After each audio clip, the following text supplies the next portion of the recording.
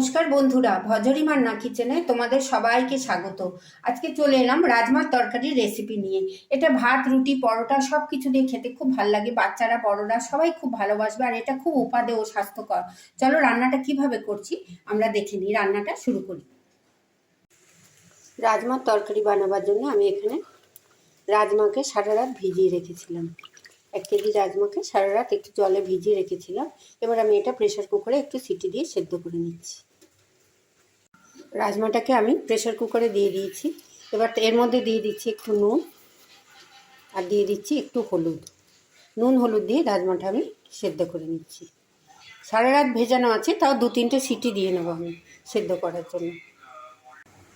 এরপর আমি একটা মশলা বানিয়ে নিচ্ছি রাজমার তরকারিতে দেওয়ার জন্য। একটু আদা, একটু রসুন, একটু কাঁচা লঙ্কা, পেঁয়াজ আর টমেটো, এইগুলো আমি মিক্সিতে গ্রাইন্ড করে একটা মশলা তৈরি করে নিচ্ছি।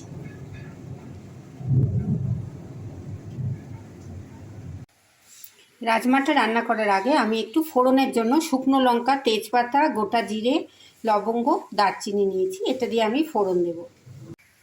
পরবর্তী পর্যায়ে আমি গ্যাসের ওপরে একটা কড়াই বসিয়ে দিয়েছি। কড়াইটা যখন একটু গরম হয়েছে তার মধ্যে একটু সরষের তেল দিয়ে দিলাম। আমি সরষের তেলেই রান্নাটা করছি।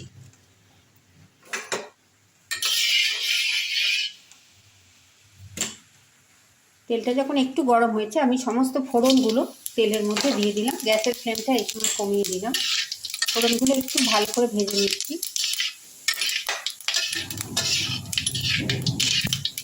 একটু ফোড়ন থেকে ভাজার গন্ধ এলো। এরপরে আমি যে মশলাটা বেটে রেখেছিলাম, আদা, রসুন, পেঁয়াজ, টমেটো, আমি সেটা ফোড়নের ওপরে দিয়ে দিলাম। দিয়ে খুব ভালো করে এবার ভাজা ভাজা করে নেব। মশলাটা একটু ভালো করে ভেজে নেব।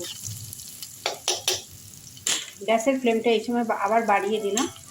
দিয়ে আমি মশলাটা খুব ভালো করে এবার কষবো। অনেকক্ষণ ধরে মশলাটা কষে নেব। মশলাটা একটু ভালো করে কষে নিচ্ছি। মশলাটা প্রায় 3-4 মিনিট আমি কষে নিলাম। আদা রসুনটা একটু ভাজা ভাজা হয়েছে।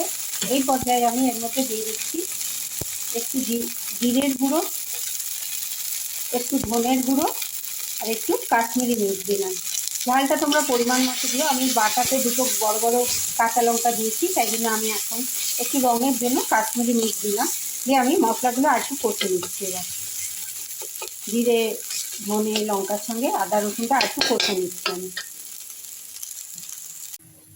আমার মশলাটা যখন একটু ভাজা ভাজা হয়েছে, তেল ছেড়ে দিয়েছে, এই পর্যায়ে আমি সেদ্ধ করে রাখা রাজমাটা এর মধ্যে দিয়ে দিলাম।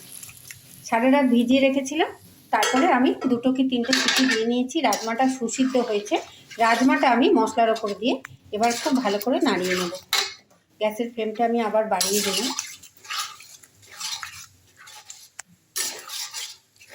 খুব ভালো করে এবার রাজমার সঙ্গে মশলাটা আমি মিশিয়ে দিচ্ছি। রাজমাটা দেখো মশলার সঙ্গে খুব সুন্দর ফুটে উঠেছে। আমার নুন হলুদ দিয়ে রাজমাটা সেদ্ধ করেছিলাম। নুন আর আমি দিচ্ছি না।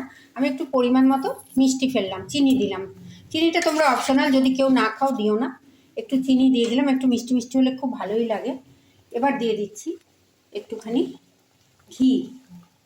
একটু ঘি দিয়ে দিলাম। রান্নাটা আমার শেষ পর্যায়ে একটু ঘি, গরম মশলা দিলে রান্নাটা খেতে খুব ভালো লাগে।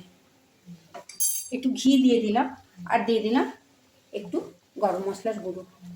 এইভাবে রাজমার তরকারি রান্না করে তোমরা ভাত, রুটি, পরোটা দিয়ে খেয়ে দেখো, খুব সুন্দর খেতে হয়। খুব চাপ চাপ হয়, দেখো একটু ঘন ঘনই হয়। এটা দেখতে খুব সুন্দর হয়েছে। একটা অনবদ্য গন্ধ আসছে। আমার রান্নাটা ঘি, গরম মশলাও দেওয়া হয়ে গেল। একদম শেষ পর্যায়ে চলে এসেছি। এইবার আমি এর ওপরে একটু ধনেপাতা কুচি দিয়ে দিলাম। একটু ধনেপাতা দিয়ে দিলাম। ব্যাস, আমার রান্নাটা একদম তৈরি হয়ে গেল। পরিবেশন করার জন্য তৈরি। এইভাবে রাজমা রান্না করে তোমরা ঘরে খেয়ে দেখো, পরোটা বা রুটি, লুচি সব কিছুর সঙ্গে। আর এটা খুব স্বাস্থ্যকর খাবার। বাচ্চাদেরও ভাল লাগবে, বড়দেরও ভাল লাগবে। যদি আমার এই রান্নাটা তোমাদের ভালো লাগে, অনেক লাইক, শেয়ার, কমেন্ট করো। সাবস্ক্রাইব করে বেল আইকন প্রেস করো, যাতে আমার সমস্ত রান্নার ভিডিও তোমরা সবার আগে দেখতে পাও। কোন বন্ধু কোথা থেকে দেখছো জানিও। সবাই খুব ভালো থেকো, সুস্থ থেকো, সাবধানে থেকো। এইভাবে একবার রাজমার তরকারি রান্না করে খেয়ে দেখো। কেমন লাগলো আমাকে কমেন্ট বক্সে লিখে জানিও। ধন্যবাদ।